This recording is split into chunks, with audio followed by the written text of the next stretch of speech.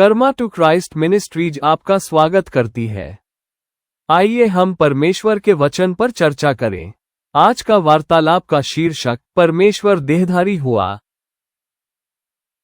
आज के बाइबल छंद है मत्ती अध्याय 1:23।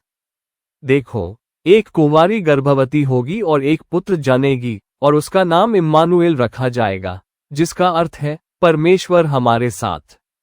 यशायाह अध्याय 9:6 और 7।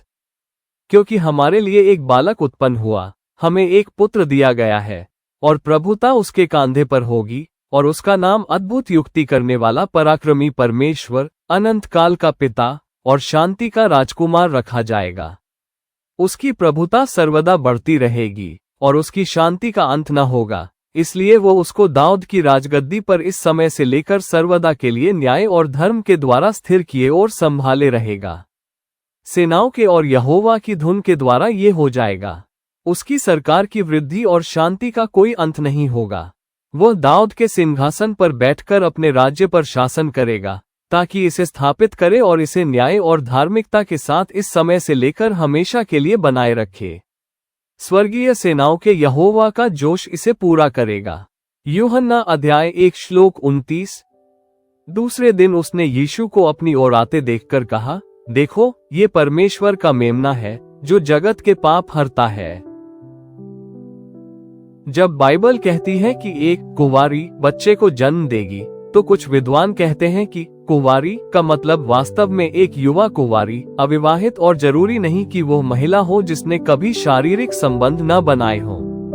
इसमें कुछ तर्क हो सकते हैं, क्योंकि राजा दाऊद के वंश की हर महिला मसीहा को जन्म देने के लिए परमेश्वर द्वारा चुने गए पात्र बनने की प्रतीक्षा कर रही थी, और इस प्रकार कभी शादी नहीं करेगी ताकि वादा किए गए उद्धारकर्ता की मां बनने का अवसर प्राप्त हो, जिसके बारे में सभी भविष्यवक्ताओं ने लिखा था। हालांकि ये लोगों द्वारा परमेश्वर के अद्भुत चमत्कार को समझने का एक हताश प्रयास मात्र है, और एक वास्तविक कुंवारी ने एक बच्चे को जन्म दिया। परमेश्वर ने हमें हमारे पापों के परिणामों से बचाने के लिए ऐसा अजीब तरीका क्यों चुना? परमेश्वर के क्रोध से बचने के लिए क्रूस की यातना को शरीर में क्यों सहना पड़ा? उसे एक कुंवारी से क्यों जन्म लेना पड़ा और एक सामान्य मनुष्य का पूरा डीएनए क्यों नहीं लेना पड़ा?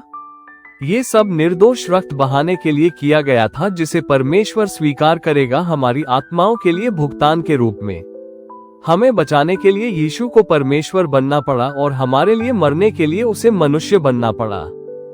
आप और मैं एक सांसारिक पिता की संतान थे, इसलिए हमारे पास हमारे पिता का डीएनए है। हम पाप में पैदा हुए थे, लेकिन यीशु नहीं। वो एक स्वर्गीय पिता का सांसारिक पुत्र था। उसने जन्म लेने से पहले ही पाप के चक्र को तोड़ दिया।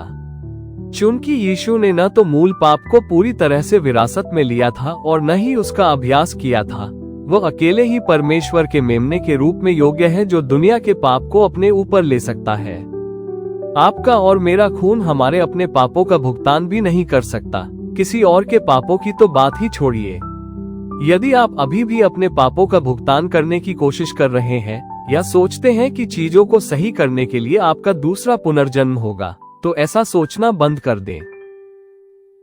केवल यीशु का खून ही आपके पापों को धो सकता है, क्योंकि यह केवल यही खून है जिसे परमेश्वर आपकी आत्मा को अनंत मृत्यु और परमेश्वर से अलग होने से बचाने के लिए भुगतान के रूप में स्वीकार करेगा। आइए हम प्रार्थना करें। यीशु, आप विश्वासयोग्य गवाह हैं, वो मेमना जो मारा गया था, परमेश्वर का मेमना, एकमात्र चरवाहा, महान चरवाहा, अच्छा चरवाहा। धन्यवाद पिता, मनुष्य का रूप धारण करने और हमारे साथ रहने के लिए। मसीहा के बारे में सभी भविष्यवाणियों के लिए धन्यवाद जो मसीह में पूरी हुई। हमें आपके प्रेम और बलिदान को हल्के में लेने के लिए क्षमा करें। हमें यह न समझने के लिए क्षमा करें कि हम जो कुछ भी करते हैं वो हमारे पापों को धो नहीं सकता। हम आपसे एक उपहार के रूप में मसीह के बलिदान को प्राप्त करते हैं और पवित्रता में चलने का फैसला करते हैं। हम घोषणा करते हैं कि हम मसीह के माध्यम से आपके बच्चे हैं और आपको अब्बा पिता कहते हैं। हम यीशु के शक्तिशाली नाम में मांगते हैं। आमीन।